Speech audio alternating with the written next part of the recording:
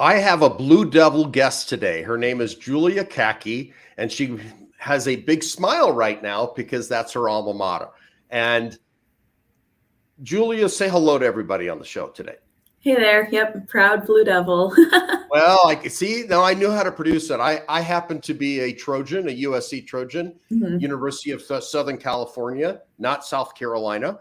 And I know that in the world of college alumni, we're always quite proud of where we attended. And that I know that you're very involved in the Blue Devil community, which gives you a little bit of distinction in the market. And why don't you tell us, how did you get into venture capital investing? I mean, I find that fascinating. You're able to help people really grow from their dream into reality.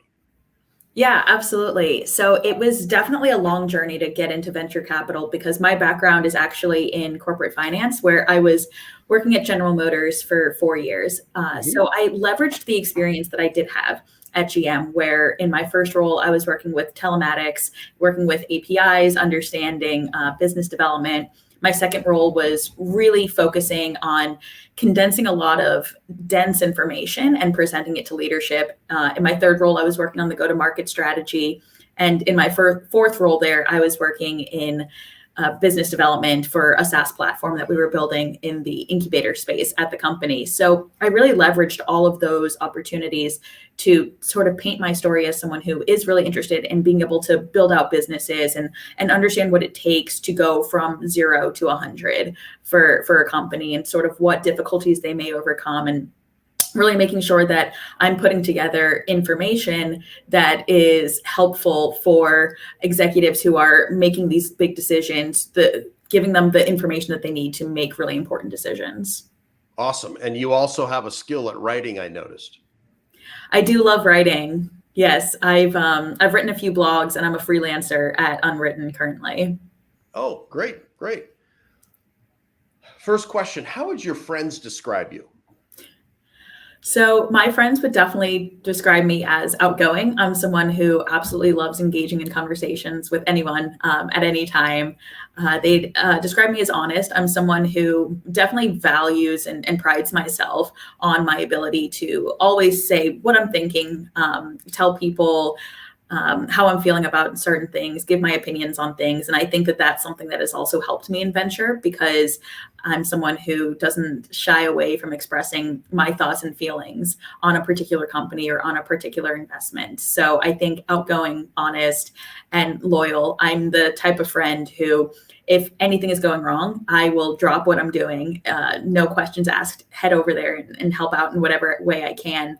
I had one friend who was living in New York and called me with an issue.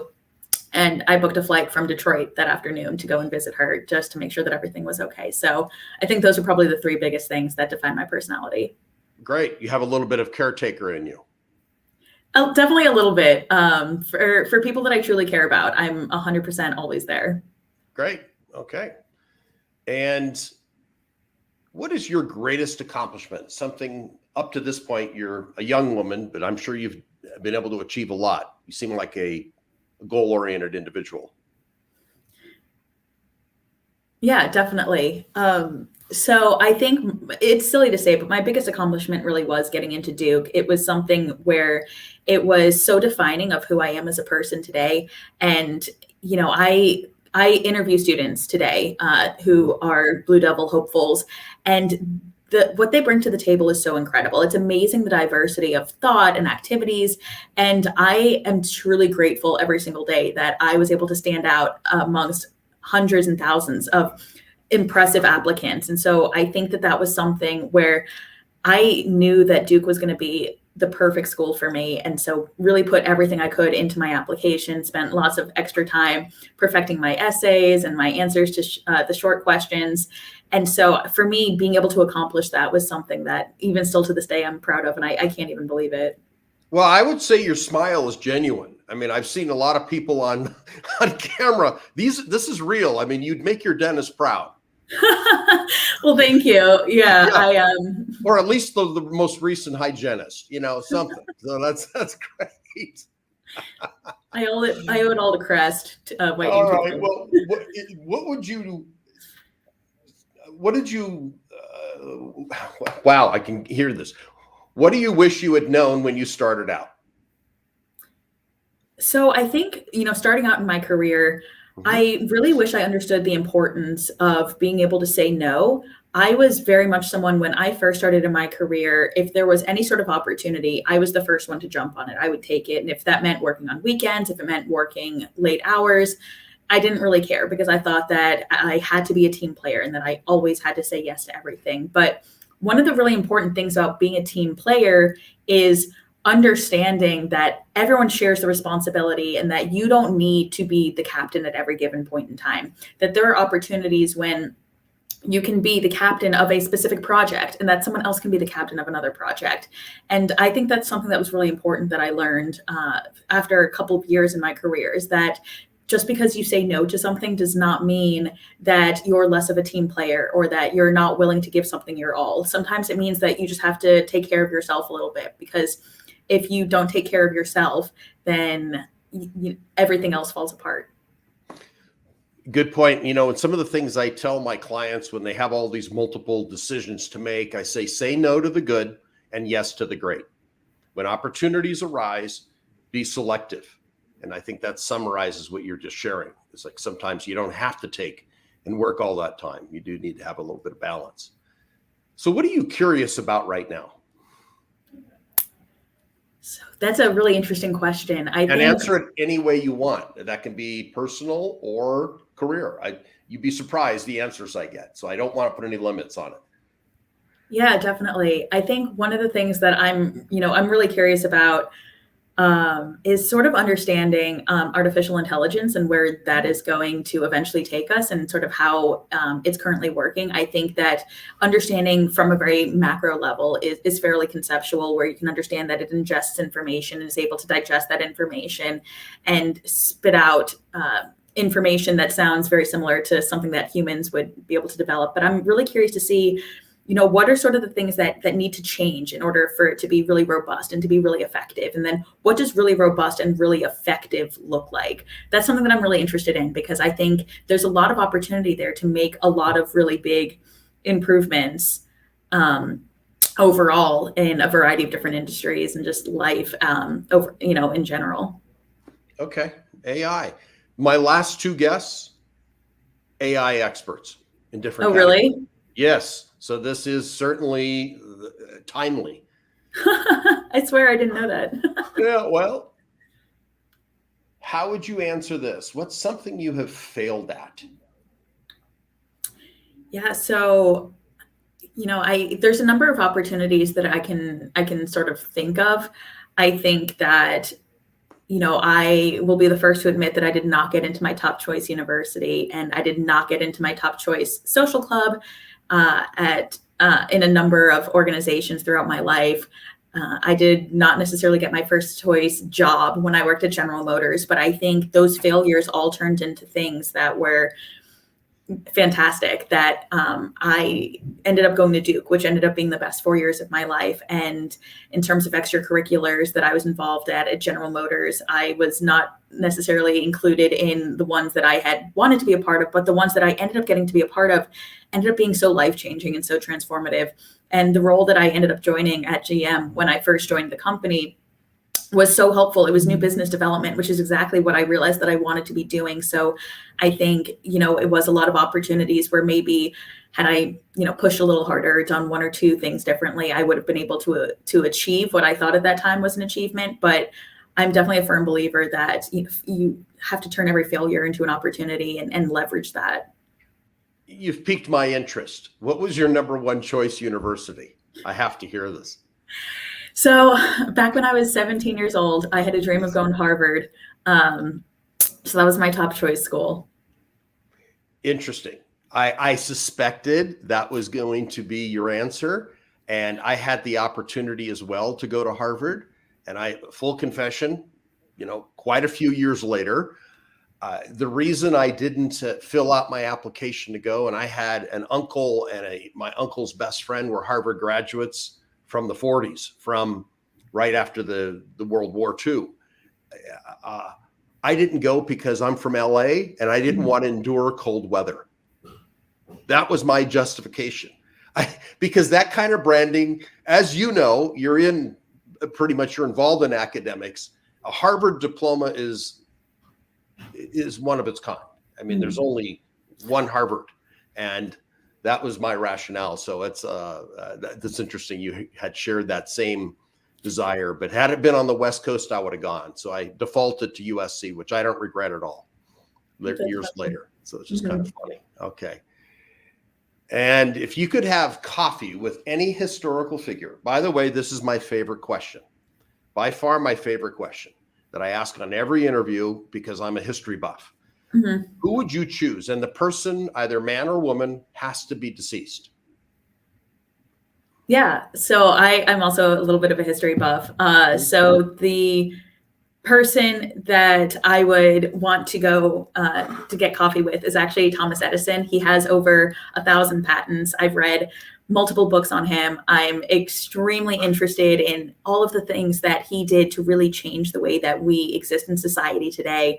His work with film. I'm such a huge movie buff and would love to see what was going through his mind as he was, helping develop the moving image and the light bulb, which is something that we take for granted today. Like we don't even think about when we walk into a room, just turning on the lights. And I think the way that he was able to work through thousands and thousands of iterations to come up with something, just understand where he was getting that inspiration from, like how he continued to work at something after failing that many times. I'm someone who grew up in the acting sphere, and there was a certain point where I was just failing too many times that I just didn't want to pursue it anymore. So curious to understand what it was that was pushing him to make it to, developing all of these amazing inventions that we have today. So he failed his way to success is one way I would describe Thomas Edison. He did not. Absolutely. Yeah. Okay. All right. I haven't asked this before, but I want a second from you. Let's go even back. More historic. Let's go back centuries. Thomas Edison is American. That's a very rote answer for so many of us who are in this field. But let's go back further. Okay, so that's definitely a little bit tougher because he's always one of my favorite celebrities, and I guess not celebrity, historical figure. So if I had to go a couple centuries back, or you could go back 100 years plus, other than Thomas Edison, who's somebody else that you would like to sit down and have coffee with, and you could have an interpreter if necessary. Okay. I hate this because it seems so cliched now that the musical has come out, but I really am interested in everything that Alexander Hamilton did for this country. So it's not just because of the musical, but I actually am reading the full 900-page biography from Ron Chernow, and I find it so extremely fascinating how this immigrant who moved to the United States and immediately felt such a passion for the country wanted to give his life to the country, and how he was reading all this different types of literature. He really was a Renaissance man and trying to read as much as he could to understand how to build out a society and how to build a government from the ground up, and how he was taking everything that he saw around him and how he integrated that into building out the Treasury for the United States, a system that's been around for over 250 years. And so would love to just hear his story and see what it was like, coming here with absolutely nothing, and what it was like realizing that you were on the verge of creating something that was going to stand the test of time. I look at entrepreneurs and I'm in awe of them all the time. I can't imagine having to start a country from scratch, let alone, a small, software business. Okay. Well, interesting second choice. All right. The Thomas Edison and then Alexander. Okay. All right. Who's been your most important professional mentor? Now, this is obviously more recent. Yeah. So a professional mentor that I've had, I actually had a colleague who I met up with at GM right when I started, who really told me to get my hands dirty, get integrated, ask for additional work, when I had capacity to do so, and really leverage my personality. I never really understood how important networking was in a career. I always thought that, work should speak for itself, and from there you'll sort of get promoted in that sense. But I've really found that throughout my career, just talking to people and leveraging my network has given me exposure to so many opportunities that I wouldn't necessarily have had exposure to had she not given me that advice, and had she not introduced me to some of the people that I still keep in touch with today. So she was definitely someone who was really influential in helping me succeed in my career. Okay, so a colleague. Okay. Mm-hmm. You're still kind of young, but let's say if you were to go back to your 18-year-old Julia, what advice would you give that 18-year-old right before she goes off to Duke University? You Blue Devil. So I think one of the biggest pieces of advice I sort of wish I understood in college was, it was really my sophomore year. I wish I'd sort of said, it's okay.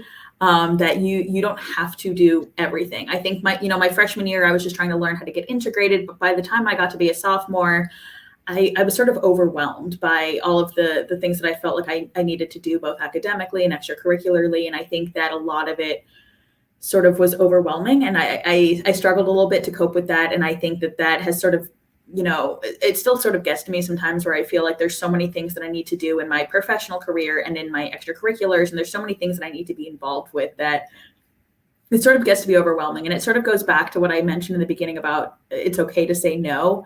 I think that's definitely something that I wish I could continue to build on, is just making sure that I'm taking time to reflect and say, like, do I really need to be doing all these things? Am I getting enjoyment from all of these things? It's okay to take a minute for yourself and say, you know what, I don't really feel like going to this today, or something like that. Okay. What is your primary goal right now? I think, my primary goal right now is, it's really to become the best version of me that I can be. I know that I'm never going to be the greatest X in the world, but if I can be the greatest X that I have been thus far in my life, I will consider that an achievement. So today I'm 26 years old. If I can be better than the 25-year-old I was last year, and better than the 24-year-old I was the year before, that's something that's really important to me. And so whether that be just learning another language, or developing friendships that I already have, and building new relationships with people, just continue to really become the best me, the Maslow's hierarchy, the self-actualization. That's something that I'm, really striving for every single day. So what's your plan to achieve this? I mean, because a goal without a plan is just a dream. Yeah, definitely. So, I think it's just taking just small steps. Like, I'm someone who knows that I wish I had just more general knowledge. So for things like that, I'm constantly just reading and looking up articles. And when I'm watching a TV show or reading a book and there's something that I don't know, making sure that I'm going online and doing enough research to make sure that I really do understand it. And the same thing comes from work. A lot of times I'm in calls where I don't necessarily understand what the context is. So I make sure that I'm going and I'm looking up what that is about. And in terms of just, fostering current relationships, making sure that, when I sit back and I see something, online that a friend did, reaching out personally, not just like liking or commenting, but reaching out and saying like, hey, like, update me, like, what's going on right now. And then fostering new relationships. I live in a brand new city. And so I'm making sure that, I'm just going out and I'm trying to meet new people, see new things, and trying to just, get out there and do as much as I can every single day. So where are you from originally? I'm from Florida originally. Oh, okay.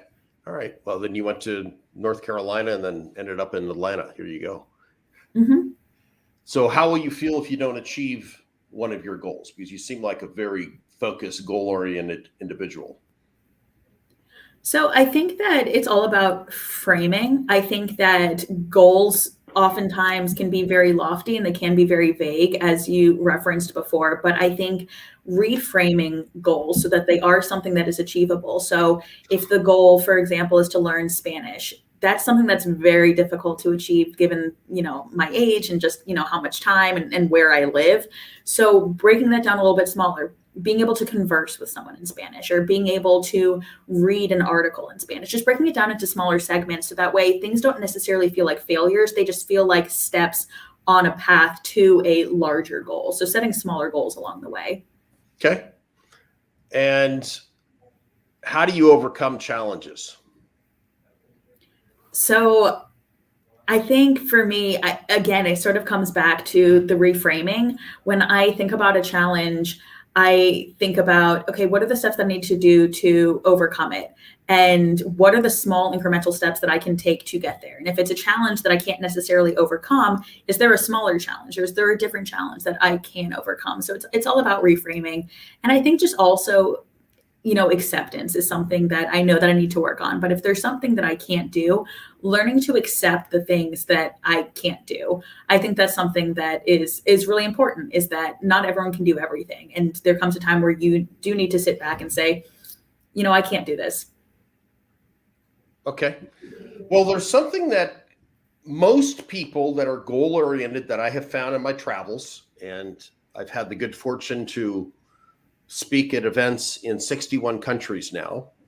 I'm not 26 years old, so I've had a little more years on the planet. And I find this to be true in just about everybody that is goal-oriented, wants to leave somewhat of a legacy and feel like there's a purpose for their existence. So I'm going to ask this. If you had to write a book tomorrow, what would you write about? I'd actually write about humor. I think humor has played such a big part in my life, where I love watching stand-up. I love performing stand-up. I take serious situations and I try to make them funny. I was talking to someone the other day who said, I don't know what it is about you, but when I see you, I always want to crack a joke. And I said, that's absolutely fine. Don't feel like you can't laugh around me. And so that was something that was so heartwarming to me, that I sort of give off a presence where people feel like they don't have to take themselves too seriously, because I very much am a believer that life is too short to take everything too seriously, that you have to add a little bit of humor here and there. So for me, I would love to just talk about how humor has played such a big role in my life, and how I think that sometimes it can be an unhealthy coping mechanism, but that you can actually angle it to become a healthy coping mechanism. Okay, I might be picking a scab from your past. When you were declined from Harvard, just because this was your first choice, did you handle it with humor? Did you beat yourself up? What did you tell Julia?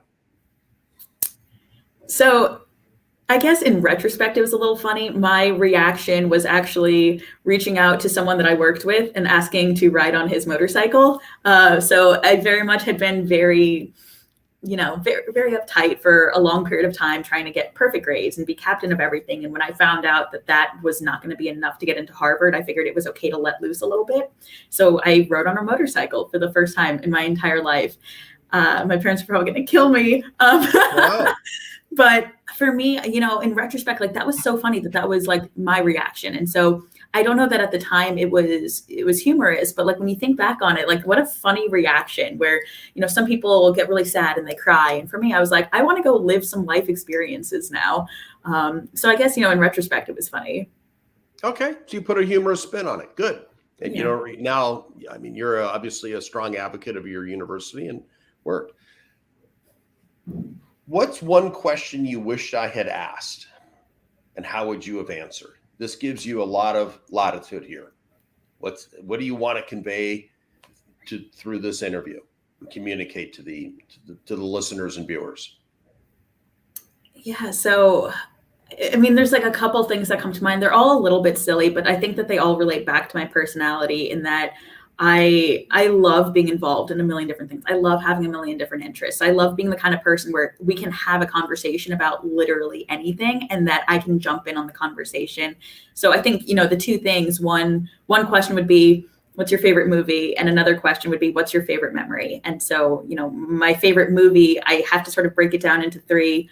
I always say that it's Forrest Gump, Goodfellas, and Pulp Fiction. And then my favorite memory is actually when we won the NCAA basketball championship. And I think that really shows that I'm interested in arts, in sports. I'm interested in academics. And I think that that's something that I love, just about my personality, is that I have so many diverse interests. And I love just talking to people about literally anything. If you're someone who's never seen a Broadway show, that's okay. We can talk about college sports. If you're someone who has never laced up a pair of running shoes in your entire life, we can talk about classical music, or we can talk about modern art. And so for me, that's something that I just love doing. I love talking about anything.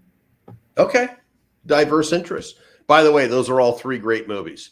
Thank you. Pulp Fiction is kind of on the edge. If you like that, I'm going to make a recommendation. This is going back a few years, but if you like that genre of movie, then you may want to look at Deliverance and Clockwork Orange. Oh, I love Clockwork Orange. Stanley Kubrick's one of my favorite directors. Oh, wow. Okay. Well, you even know who he is. I'm surprised with your age you even know about this, but most people of your age group that I mentioned that, because that was one of the life-changing. I mean, you don't forget Deliverance. That was the one that John Voight he became a star, and several actors, Ned Beatty, and oh gosh, I'm blanking on the main actor in this, but it was a fantastic movie in that genre. You'll love it.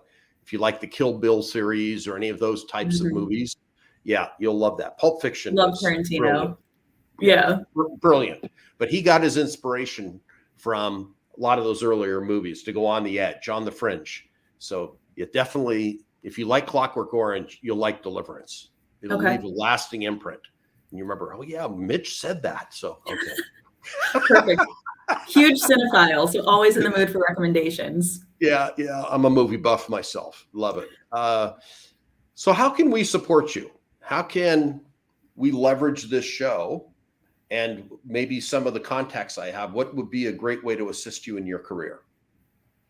Yeah, so I think that a lot of venture capital really is all about, building your network and being able to share ideas. And it doesn't necessarily have to be like deal flow and sharing companies. It can really just be thoughts of how you think about AI, how you think about healthcare and the future of work and things like that. So for me, I love talking to people and having people reach out to me and just saying, hey, would love to chat with you and learn what you think about the fintech market for the next 10 years or something like that. And so for me, just continuing to build my network, that's huge. And learning as much as I can from people who have industry expertise, because you can Google all day long, but until you're talking to someone who's actually worked in the field, I can talk about auto for days because I worked at GM for 4 years. I think speaking with someone is definitely the best thing. And so just continuing to build my network. Do you have an area of specialization? Because I know in VC, people specialize in healthcare. They might specialize in AI companies. Tell me what areas of expertise are you most comfortable other than auto? Yeah, so for me, I just have a passion for mental and behavioral health. I worked at an outpatient clinic when I was in college, worked at a nutrition clinic. I continue to read up on, latest DSM diagnoses. And for me, I love mental and behavioral health. I'm so happy that it's something that's coming to the forefront and that we can talk about it the same way that we talk about physical health now. So for me, I could talk about that for days. One acronym you went by very quickly, BSM, DSM, what is that? The Diagnostic and Statistics Manual. It's just a list of every, mental and behavioral health diagnoses. Okay. Yeah, that was glossed over. It was one acronym I wasn't familiar with. Okay. Yeah. All right. And that's how they can get in touch with you is right here, is through LinkedIn at Julia M. Kahky. Mm-hmm. I am pronouncing that correctly. Kahky? Yes, Kahky like the pants. Okay. All right. Very good. Well, I wear them. All right. And what would you say about your guest experience on the show?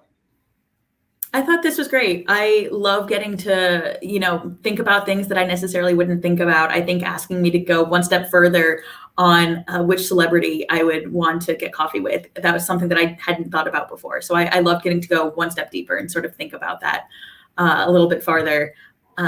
So for me, I thought that was a really interesting experience. I always love reflecting on myself and reflecting on my experience. And I love being able to share, the importance of not taking yourself too seriously and really, following your heart and following your passions. Well, the reason I asked you a second question is because Thomas Edison comes up a lot.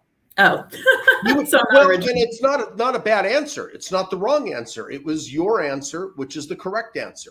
Mm-hmm. And he's certainly one of my top 5. Mm-hmm. But I wanted something other than him. And your answer, that shifted to another part of your brain. Yeah. So it was great. And what is your final word?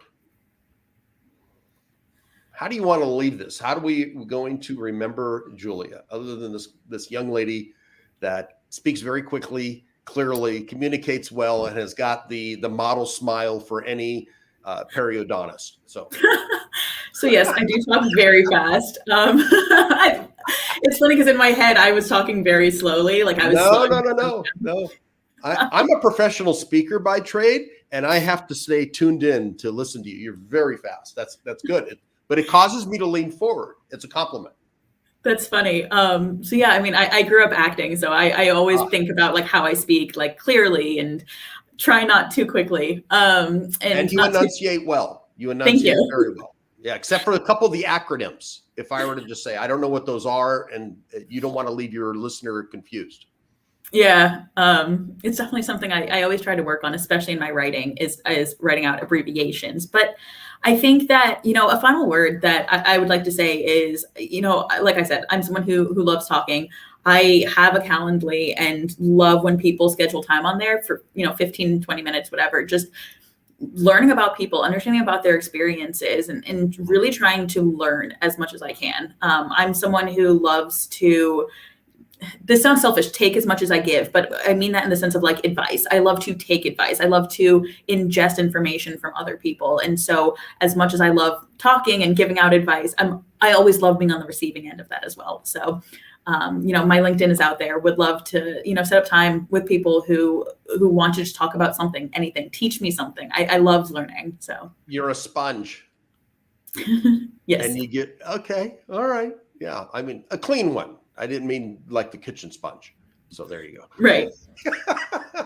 Well, this has been a great interview. You've certainly added value and great energy, I would just say. I got a lot of energy, and it was your answers, which is, like I said, my favorite question is, who would you have coffee or tea with? I loved your two answers. They were different. Thomas Edison was special for you, but mentioning another person tapped into something else and of importance for you. And I think the viewers, based on the response I've gotten so far, has been very positive. So thank you for your time today. And we'll do this again because I want to see where you go with your career. Awesome. Thank you so much. I appreciate it.